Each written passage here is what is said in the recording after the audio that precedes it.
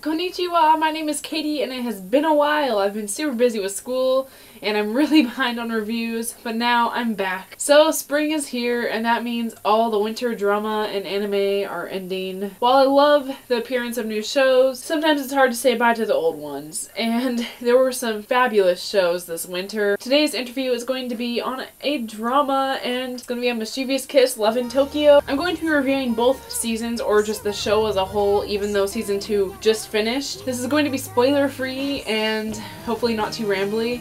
This is actually my second time filming this because the first time my camera was having problems uploading to the computer, which really frustrated me. But that's okay because I love this show and I'd love to discuss it with you. I'm gonna start off by saying, if for some reason you did not already know, Mischievous Kiss, Love in Tokyo is based off of the manga Itazura no Kisu, which came out in 1990 and went all the way to 1999 until the author passed away.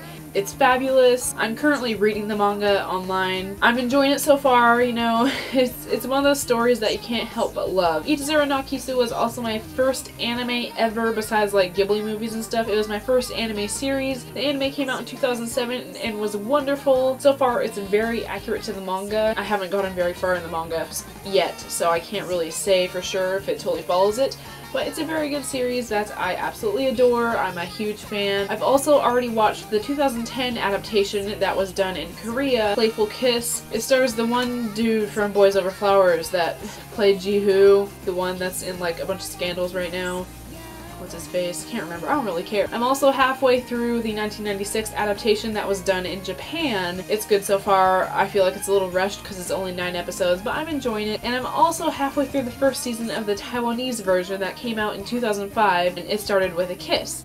And I'm also very much enjoying that. But back to Mischievous Kiss, which was done in Japan, and the first season came out in 2013, I believe. Now that that's out of the way, I'm a huge fan, obviously. Let's get started. So here's the premise of the story. A girl named Kotoko falls in love with the smartest guy in the school, but she is super dumb and is very ditzy and clumsy.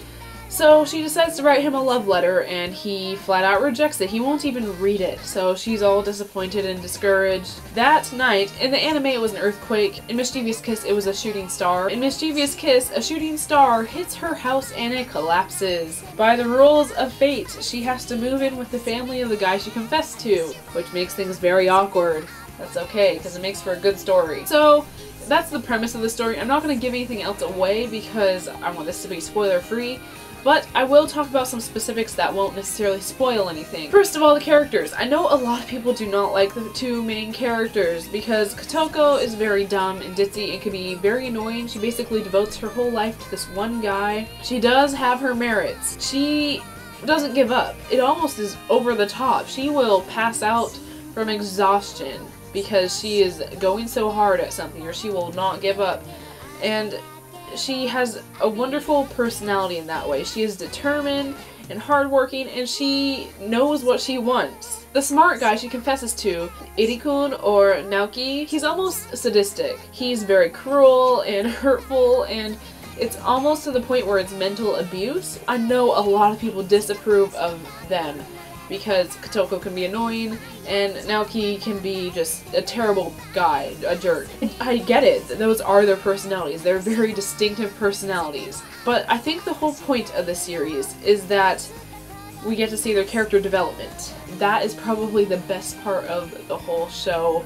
Oh my gosh. Their character development is amazing. It makes me so freaking happy. Both seasons of Mischievous Kiss and the anime take place over 8 to 10 years, so we get to see them from high school and on. They develop so much. It's so well done. It's not rushed, it's not slow, it's perfectly paced character development, and it's absolutely fabulous. I love it so much. By the end of the series, I'm just grinning and I want to cry tears of joy because of how far they have come. That's probably the best part of the whole series. Not that the rest of it isn't good, but you know, that's what it all comes down to.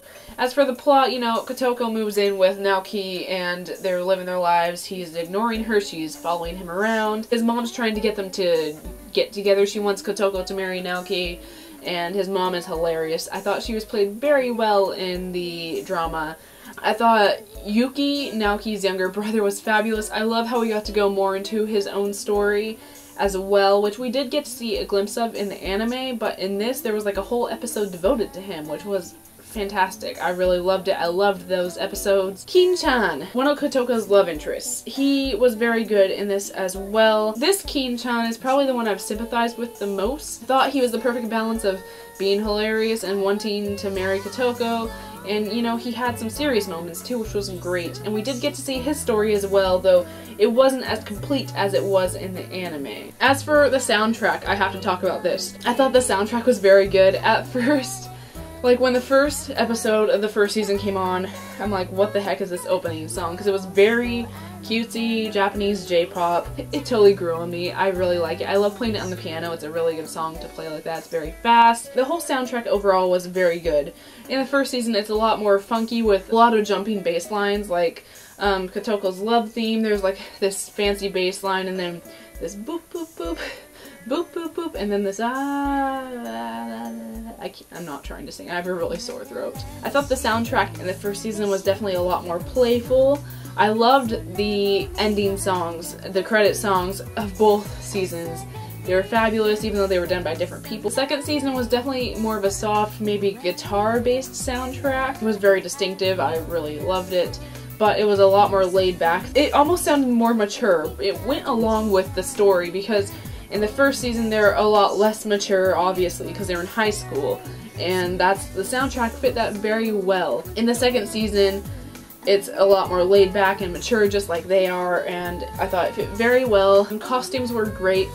They fit the characters perfectly. Kotoko's were always very cute and Kotoko-like, and Naoki's were, you know, they fit Naoki. As for casting, I kind of already talked about this. I talked about character portrayal. But I really want to focus on Kotoko and Naoki because Miki Honaka, she was 16 or 17 when they started filming the first season, so she's extremely young. And Yuki Furukawa was 10 years older than her when they filmed the first season. I mean, he's still 10 years older than her, but that means he was like 26 or 27, and now he's 28. The age gap didn't show, which was great, and I think the fact that someone who was younger played Kotoko fit very well. She had that personality, she had that feel, that aura. It was great. She was so bubbly, and her acting was great. She was very Kotoko-like. It was uncanny. And Yuki Furukawa, I thought he was a great Naoki. I liked him better than the one in Playful Kiss. I still can't remember his name. I really don't care. He was definitely very harsh at the beginning, but that's how he is in the anime and the other dramas. I have to say the Taiwanese Naoki Zishu is definitely the most friendly, as in he really teases Kotoko. In this Japanese adaptation, he's very harsh, and, you know, it's almost to the point where it's verbal abuse.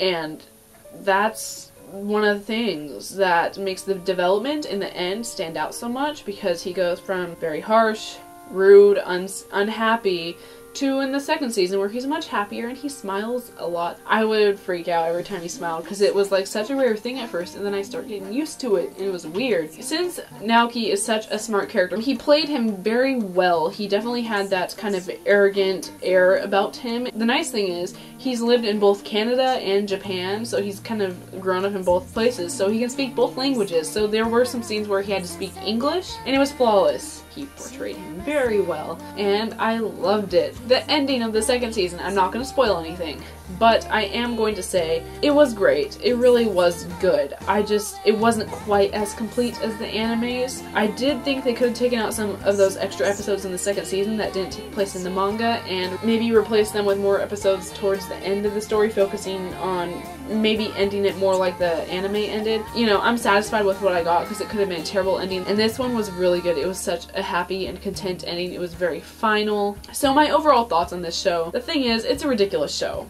I will say that because it is. And if you're like watching the first few episodes and you're like, why the heck am I watching it? Trust me. It's a ridiculous show. It's hilarious. It's immature. It's ridiculous. But it's one that will draw you in. It won a Drama Fever Award last year for like best drama of the year or something. It's a great show, guys. Like, if you've seen any of the other adaptations, if you saw the Korean one and didn't really like it, try out the Japanese one. If you've not already seen any of the Itazura adaptations, please do it because it's my favorite. It's such a bad obsession, but for whatever reason I'm so attached to this story. It makes me so happy. So, you know, this show's ridiculous, but it's wonderful and you will love it. It draws you in. It was done very well. This is definitely one of my favorite adaptations so far, just judging by being halfway through some of the others. So I guess that's it for this video. Thank you for watching. I have several more videos to film right after this. I'm going to film one on Shigatsu wa Kimi no Uso and some other shows I've watched. So thank you for watching. Let me know if you watched Mischievous Kiss and what you thought about it. I would love to discuss or fangirl because I'm so in love with the show. I'm like on a hangover from it. If you haven't watched it, I will leave a link down below. It's on Drama Fever. Hannah and I will be back with more videos soon. Bye!